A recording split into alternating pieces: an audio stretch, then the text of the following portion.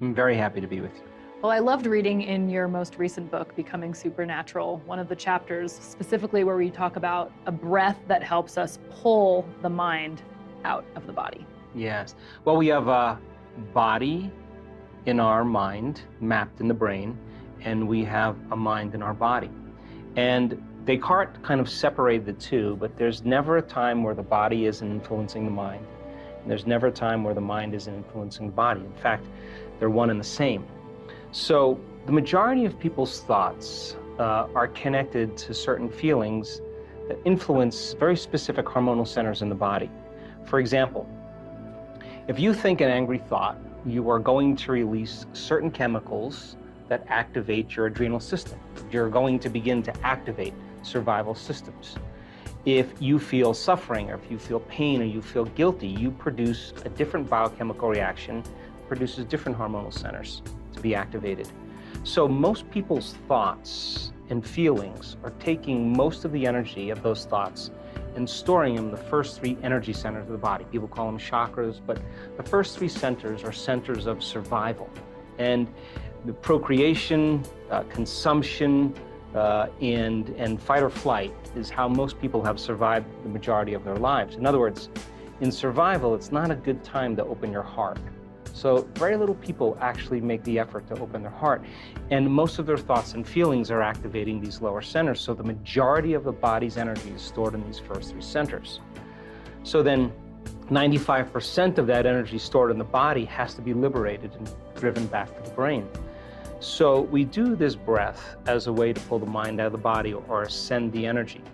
And yogis would probably love this breath because they have a lot of conscious control over the intrinsic muscles of their body.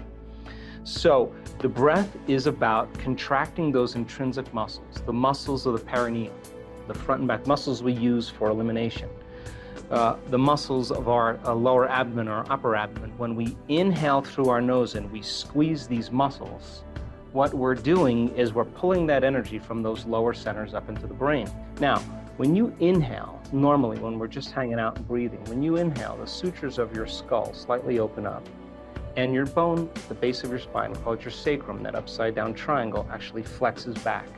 So when you inhale and those sutures open up and your sacrum flexes back, the spinal fluid drains. When you exhale, the sacrum flexes forward and those sutures close and it pushes the fluid up. And so inhaling and exhaling begins to propagate a wave. Now, cerebrospinal fluid is made of proteins and salts in solution. And proteins and salts in solution have a charge. When you drop them in solution, they have a negative or positive charge.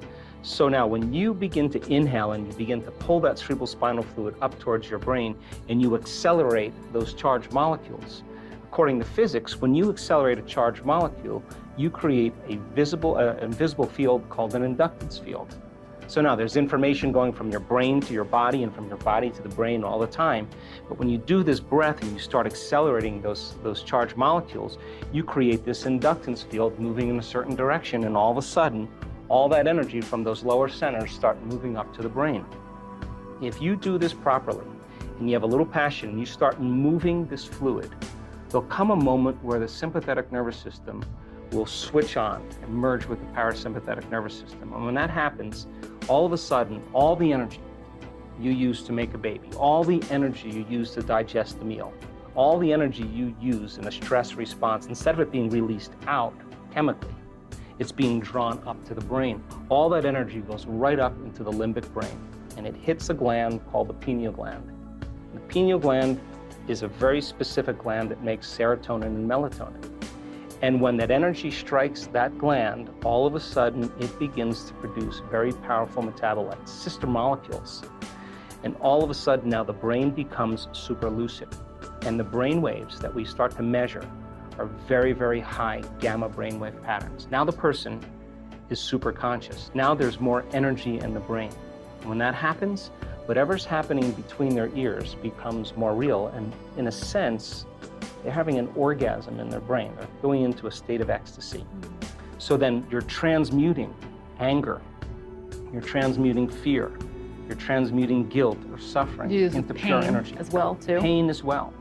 And so then the liberation of that energy, all of a sudden from this center all the way to the top of the brain, begins to create a powerful polarity, positive charge at the head and negative charge at the tail, and the body becomes like a magnet. And all of a sudden you start to produce this invisible electromagnetic field. Now the body is liberating energy. Now, once the pineal gland is signaled, it sends a direct signal to the pituitary.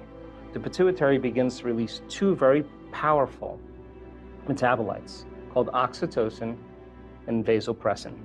Oxytocin signals nitric oxide. Nitric oxide causes the arteries in the heart begin to swell, and all of a sudden you feel an incredible amount of love. Oxytocin is the love chemical. When you feel love and gratitude, all of a sudden you're in a state of receivership. And then there's a reverse field that begins to come in the other direction. We've measured this. And that second chemical is called vasopressin. And what vasopressin does is it causes the cells to draw water. So people with chronic bladder infections, people with diverticulitis, people with food allergies and indigestion, acid reflux. You have them all do the same breath. They do the same breath, and it's just the liberation of energy. And once that energy starts to move and it starts to travel up to the brain, we've measured this on so many brain scans. We can actually predict when it's going to happen. We play really, really inspiring music, and we motivate them. And so when they assign meaning to what they're doing, in other words, when they inhale and they pull that energy all the way up into their brain, I ask them to hold their breath and squeeze those muscles a little bit more. And when you hold your breath and squeeze those muscles, you increase what's called intrathecal pressure. And intrathecal pressure is what you use when you lift something up and you push against your insides. Well, the pineal gland sits right at the base of the third ventricle. And inside the pineal gland are these tiny little calcium carbonate crystals. They're stacked rhombohedrons. They're stacked on top of each other. And if you find the research, and I found it, the pineal gland has been called a neuroendocrine transducer with piezoelectric properties. Now, those are just big words. But piezoelectric effect is when you take a mechanical stress and you apply it to some crystals, and it begins to produce an electric charge. So then the act of inhaling and bringing that breath all the way to your brain with passion and squeezing those muscles, and yogis can do this really well, and holding your breath, you're exerting pressure against that pineal gland. And as you start to compress those stacked crystals, you begin to produce a piezoelectric effect. And now you're taking a mechanical stress and you're turning it into an electrical charge. Now you're electrically activating those crystals. And those crystals are very sensitive to frequency. And all of a sudden, when they become electrically activated, the pineal gland becomes like a radio antenna. And now it can pick up frequencies faster than the speed of light. Now, why is that important? Because your pineal gland right now is determining whether there's enough light in this room, and if there's enough light in this room, it'll make a neurotransmitter called serotonin. And serotonin gets your brain up and awake, and you can function with conscious awareness. But when the light diminishes and there's an inhibition of light, serotonin is transmuted into melatonin. Melatonin is the nighttime neurotransmitter. It helps us to go to sleep. But serotonin and melatonin are directly related to the wavelength of visible light. So then we're producing certain rhythms and chemicals in our normal waking day based on our environment. But when the pineal gland becomes electrically activated, it literally begins to produce a resonant electromagnetic field. And now that begins to send a signal out, and those crystals stretch until they can't stretch anymore, and then the field reverses and it compresses those crystals, and all of a sudden, you have a little antenna right up in your pineal gland. And now it can pick up frequencies that are faster than the wavelength of light. That's called the quantum. And all of a sudden now it will pick up a frequency and transduce. And a transducer is like a television. It takes a frequency and turns it into a picture. And all of a sudden the person has an inner vision. And that inner vision is more real than the world we're sitting in right now. And melatonin then starts to turn into some very powerful chemicals. One of them, or two of them, are the most powerful antioxidants known to man. Anti-cancer, anti-aging, anti-heart disease, anti-stroke, anti-neurodegenerative, anti-inflammatory. Another chemical is the same chemical found in hibernating animals. No sex drive, no appetite, no preoccupation with the outer world. The inner world starts to become more real. The body moves into stasis. It's the same chemical where the caterpillar becomes the butterfly. Take the molecule, tweak it again. You have a benzodiazepine, fits in the same receptors.